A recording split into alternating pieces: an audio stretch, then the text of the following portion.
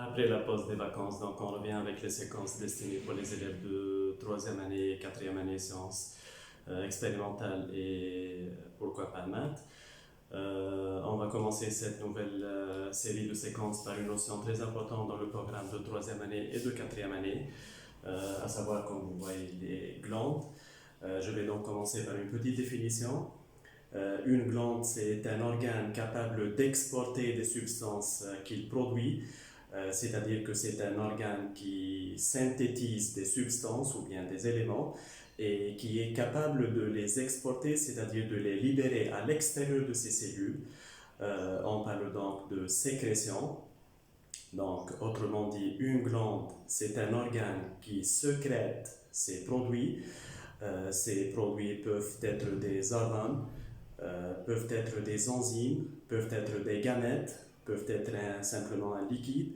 Donc il y a un très grand nombre de glandes dans le corps humain. On ne va pas énumérer toutes les glandes du corps humain, mais je vais mettre l'accent sur les types de glandes que vous allez rencontrer dans le programme. J'ai choisi au hasard une glande étudiée en troisième année sciences expérimentales et maths, à savoir le pancréas. Donc pourquoi j'ai fait ce choix? Parce que le pancréas est une glande mixte. Donc c'est une glande qui est en même temps endocrine et exocrine. Donc voilà, je vais lancer la séquence. Je vais commencer par une petite définition. Donc, une glande est un organe capable de produire, donc produire ou bien synthétiser, et de libérer des substances. Cette libération donc est qualifiée de sécrétion. Donc une cellule sécrète, c'est lorsqu'elle libère ses produits à l'extérieur de son cytoplasme. J'ai dit donc qu'il existe deux grands types de glandes dans le corps humain. Donc on distingue les glandes endocrines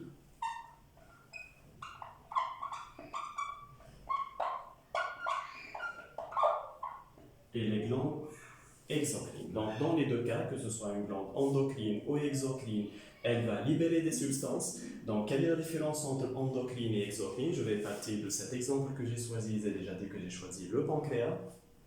Donc au niveau d'une coupe du pancréas, vous pouvez distinguer deux structures différentes. Donc ces structures qu'on appelle les acinis pancréatiques, donc acinus c'est au singulier, acini pluriel. Donc ces acinis pancréatiques sont reliés à un canal qu'on appelle le canal pancréatique. Alors qu'un deuxième type de structure est observable dans le pancréas, ce sont les îlots de Langérance. Ces îlots de Langérance n'ont pas, comme vous voyez sur le schéma, de contact avec le canal pancréatique, mais plutôt avec la circulation sanguine. Et de là donc, je vais montrer la différence entre endocrine et exocrine.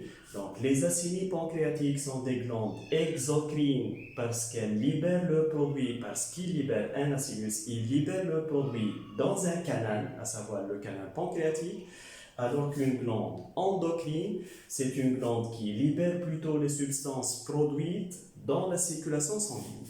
Donc glande endocrine sécrète dans le sang, c'est-à-dire qu'elles libèrent leurs substances dans la circulation sanguine. Les glandes exocrines sécrètent plutôt dans des canaux.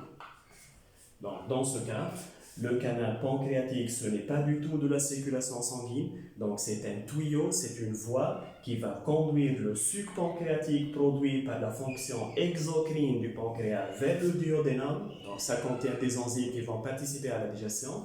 Par contre, l'îlot de Langérance est une structure endocrine, il produit des hormones, ces hormones sont libérées dans le sang et ça permet donc la communication avec d'autres organes qu'on appelle les organes cibles, mais on ne va pas rentrer dans ces détails parce que la séquence ne traite pas spécifiquement des hormones, mais je parle d'une façon générale des glandes. Je vais donc donner quelques exemples de glandes endocrines et de glandes exocrines. Je vais donc commencer par des exemples de glandes endocrines. Je peux mentionner l'hypophyse. L'hypophyse, c'est une petite glande endocrine située à la base de l'encéphale. Elle libère un très grand nombre d'hormones qui va réguler plusieurs fonctions vitales dans le corps. Donc, c'est très étudié dans le programme de 4e année. Voilà donc le pancréas. C'est une glande endocrine par ses îlots de Langerhans qui libèrent l'insuline et le glucagon. On peut citer aussi les gonades. Les gonades, ce sont les glandes sexuelles. Testicules chez l'homme qui libèrent l'hormone testostérone. C'est une fonction endocrine puisque la testostérone est une hormone libérée dans le sang. On peut aussi parler des ovaires chez la femme qui libèrent les oestrogènes et la progestérone. Ce sont aussi des hormones libérées dans le sang. Donc les ovaires sont aussi des glandes endocrines.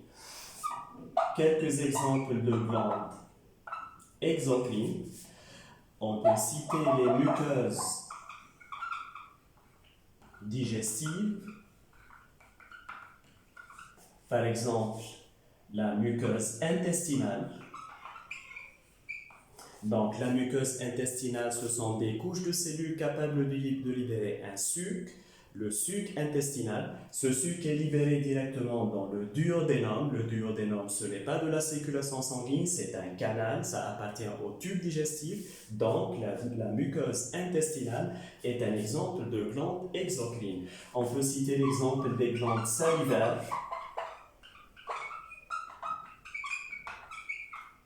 Les glandes salivaires, donc, on le trouve dans la bouche. Elles libèrent la salive contenant des enzymes qui participent à la digestion de l'amidon. Donc, c'est une fonction exocrine parce que la salive n'est pas du tout libérée dans le sang. Elle est libérée par des petits canaux dans la cavité buccale. Donc, voilà un exemple de glande salivaire. Et je reviens encore aux gonades. Et là, c'est un point très important. Donc, vous voyez que les gonades sont considérées en même temps comme des glandes endocrines par leur sécrétion hormonale et comme des glandes exocrines parce que les gonades libèrent les gamètes. Les gamètes, donc, ce sont les cellules sexuelles, les spermatozoïdes chez l'homme, les ovocytes chez la femme. Les gamètes ne sont jamais libérés dans la circulation sanguine, ce n'est pas une fonction endocrine. Les gamètes sont libérés dans des canaux qu'on appelle les voies génitales, donc il s'agit bien de glandes exocrines. On peut donc considérer que les gonades sont des glandes mixtes, tout comme le pancréas. Donc c'est une glande en même temps endocrine et exocrine, et vous allez parler d'une notion très importante dans le programme, une dualité fonctionnelle et structurale. Donc dualité, c'est-à-dire un caractère double, donc il y a deux structures et deux fonctions. Il s'agit donc de glandes mixtes. Voilà, donc j'espère avoir fait le tour des glandes. C'est vraiment une petite introduction pour les glandes. Par la suite, il y aura des séquences où je vais parler spécifiquement de glandes qui seront traitées dans le programme.